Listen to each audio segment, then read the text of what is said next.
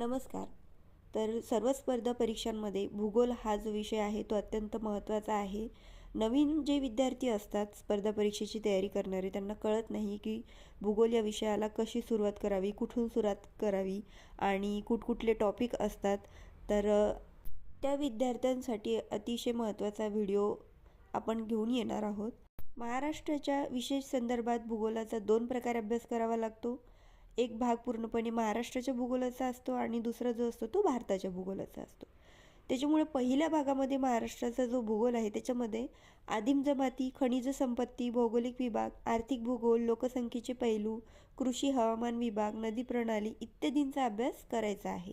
आणि दुसऱ्या भागामध्ये जो भारताचा भूगोल आहे त्याच्यामध्ये भौगोलिक, प्राकृतिक, आर्थिक, लोकसंख्या इत्यादी बाबींचा संपूर्ण भारतातील वैशिष्ट्यांशी संबंधित एक घटक म्हणून आणि इतरांशी तुलना करून विश्लेषणात्मक